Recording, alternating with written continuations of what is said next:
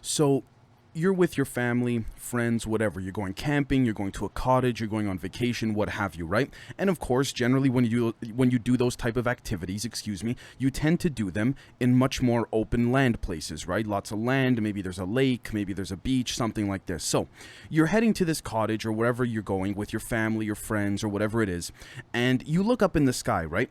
And you see clouds. Of course you do, right? It's the sky, for Christ's sake. But then you see clouds behind those clouds, and you think, okay, what the hell? Maybe, there's just an aerial phenomenon, if you will, or, it's just some type of weather phenomenon. I must be seeing things, right?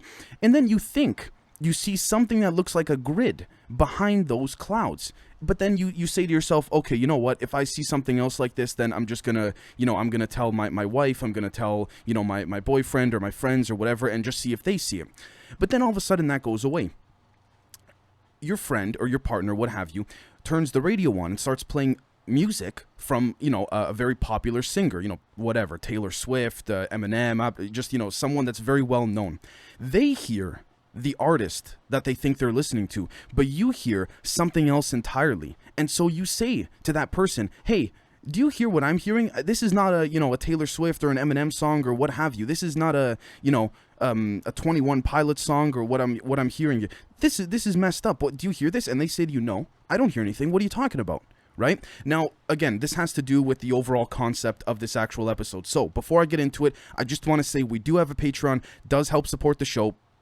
And I know I've been saying this for the last few days, but I'm building up a list of people that I will be shouting out so I can just, bang them all out in one shot and really show my gratitude and appreciation. But let's get into it. So first off, the bird watchers. Harvesting incendiary voids for micro false flags, and in bracket, red experiments. Now, I'm just going to say it like it is right off the bat. Red experiments will have to be discussed more than likely within Patreon because there's certain things that I simply cannot discuss. Now, before we jump into it, I would like to thank a member of Patreon for helping me understand the overall infiltration of different apparatuses of how you would deceive, or I guess we could say confuse, certain people that are much more awakened than others. Because if you haven't noticed by now, the example I gave in the beginning where you see clouds behind clouds and you don't hear what everyone else hears coming out of the radio is a sign of increased enlightenment. And these bird watchers are in fact extraterrestrials and humans that are forced to oversee certain people. And I know a lot of you, because many of you have reached out to me about this,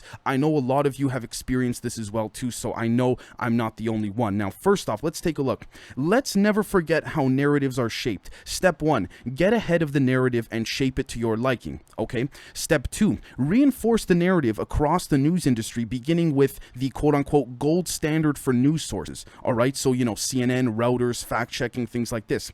And then step 3, tell the truth, but confuse it with something else. Like I've always said for many, many months, right? Nothing is better than, truth wrapped in with a bunch of lies. And of course, this show is all against, fighting disinformation and things like that. So let's take a look at this article right here. ctvnews.ca. Okay, this just came out a couple of days ago.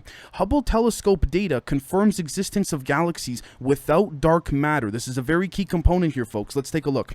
Data from the Hubble telescope has confirmed the existence of galaxies without dark matter, once thought to be an essential part of the celestial body's makeup, a new study suggests. It is based on 40 orbits of NASA's Hubble Space Telescope and imaging from the advanced camera. Now, dark matter, composed of particles that do not absorb, reflect, or emit light, is widely considered to be an essential ingredient of galaxies. While dark matter cannot be seen directly, its gravitational force is like a glue that holds galaxies together and governs the motion of matter that can be observed directly. Now, end quote. Before going on, I want to make something very clear. There were many scientists within the academic community over the past many years that said, no, it's impossible for any galaxy, no matter how close or how far relative to Earth, to not have dark matter. Because again, for those who don't know, dark matter is that thing in space that no one knows really what to call it, which is why it's called dark matter. No one knows really what it's made up of, at least on a public level. Now, let's take a look at this right here. NewScientist.com. It's confirmed. Matter is merely vacuum fluctuations. Now, again, notice, go back to the very beginning a couple minutes ago when I discussed about how to control the narrative. Notice this here, folks. This is from November 2008. Okay, so you see how the narrative has changed, because all of a sudden this is not even in the public domain as of right now. You have to manually find this article. If not, it won't be mentioned. And the public academia, scientists and what have you will say, well, we're not mentioning it because we discovered this so long ago. No. You're not tying the pieces together in the way that the people should actually discover and have the right to find out. So let's take a look here, okay? Matter is built on flaky foundations. Physicists have now confirmed that the apparently substantial stuff is actually no more than fluctuations in the quantum vacuum, all right, which also has to do with the previous public episode, as well as members on the early release episode and the members episode, showing that frequencies could actually be measured by understanding people's thoughts relative to the brain waves that are being emitted. So how is this any different, right? Because the whole overall concept is that if consciousness is attached to the very composition and foundation of this simulation, then how could this be the case? But let's carry on. Each proton or neutron is made up of 3 quarks, but the individual masses of these quarks only add up to about 1% of the proton's mass. So what accounts for the rest of it? Theory says it is created by the force that binds quarks together, called the strong nuclear force. In quantum terms, the strong force is carried by a field of virtual particles called gluons, randomly popping into existence and disappearing again. Before I go on, very interesting, similar to the UFOs that seem to be appearing, disappearing, things like this, right? Out of thin air completely, and people who look at the metadata of footage cannot explain it. The energy of these vacuum fluctuations has to be included in the total mass of the proton and neutron. End quote. Now, let's take a look at this right here, because I think we really need to understand the connections that occur. Newsintact.com. A 9-foot-tall alien met with astronauts on the International Space Station, according to a NASA engineer. All right. Clark C. McKelland, former SCO Space Shuttle Fleet, saw an 8 to 9-foot-tall ET on my 27-inch video monitors while on duty in the Kennedy Space Center's Launch Control Center. In the Space Shuttle payload bay, the ET was in conversation with 2 tethered U.S. NASA astronauts. Now, again, notice, why is this, end quote, why is this particular ET having this conversation? Now, yes, it is quite shocking that some astronauts on the International Space Station don't know about certain aliens, and certain astronauts do. But the point is this, folks: one of these extraterrestrials is a matter of fact, we can call them Men in Black or things like this, but they're sub-programmed to actually be bird watchers. Now, if you type in Project Bird Watcher, again, you're going to find the perfect cover within the public domain of the government, I guess you could say, cover-ups and projects that say, well, it was a military routine for this, it was a military routine for that. But anyways, let's take a look at this article right here.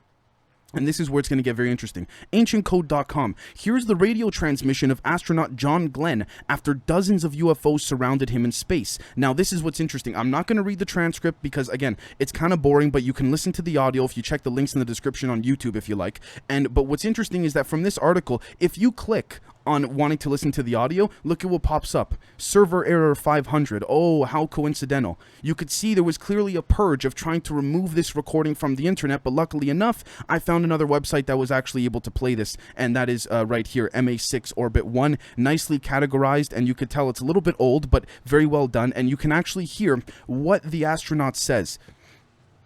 He says to NASA, he says, there's all these little lights of spheres. He goes, it's not dust. He goes, it's something else, and it seems to be conscious, and it's surrounding me. All right. And NASA didn't answer him for 5 minutes. They basically left him stranded in terms of communications and things like that. This could have been very well an extraterrestrial, I guess you could say, bird watcher, if you will, that is trying to transcend the overall concept of making sure that the wrong humans do not retrieve this type of ability to create a vacuum within the void of dark matter. Now, I say that because, again, notice how NASA didn't respond. It's almost as if they were not expecting this. It's almost as if NASA had made arrangements with certain extraterrestrials to make sure this particular astronaut didn't see or encounter aliens, but it turns out that that was not the case, right? Interestingly enough. Now, what's interesting too is that these 8 to 9 foot tall extraterrestrials are also the same type of beings that are allegedly seen impregnating humans on Earth, which seem to correspond with the bird watcher's responsibility of impregnating people that seem to be too enlightened to the point where they cannot be descended. And how do I know that? Let's take a look at tsoto.claxo.net, and not exactly a mainstream media website.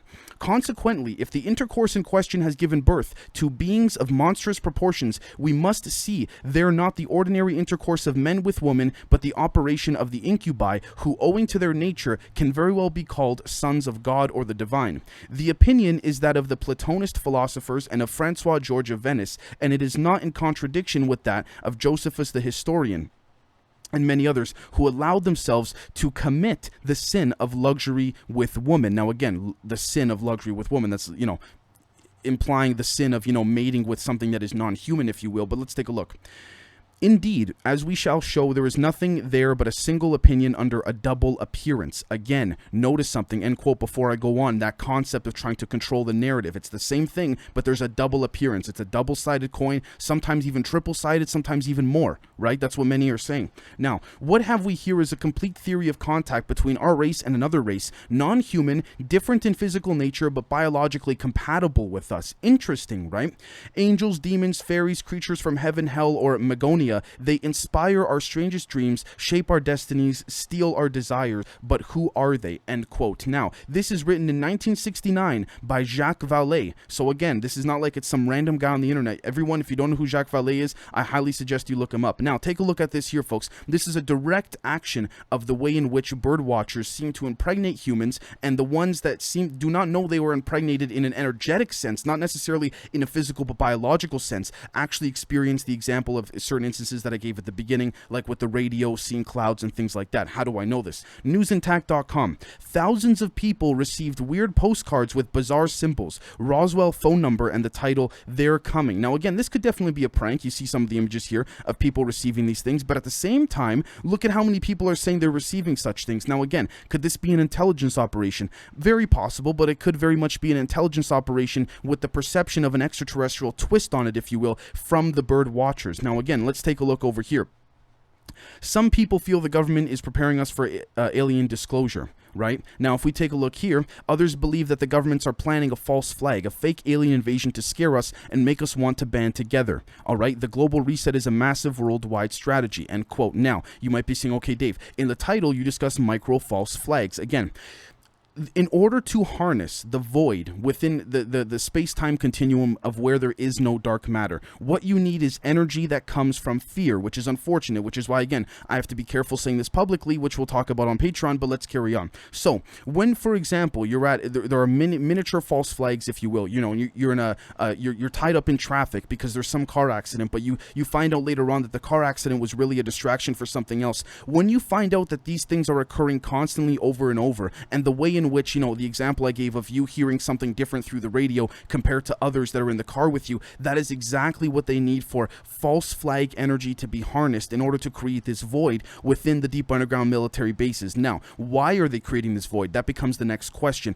I honestly don't know, and I am certain that the bird watchers are responsible for many more things other than just, impregnating humans and observing the ones that are far too enlightened, but I think it's also important that we understand at the same time the overall concept of why this is happening. Now, let's take a look at this right here.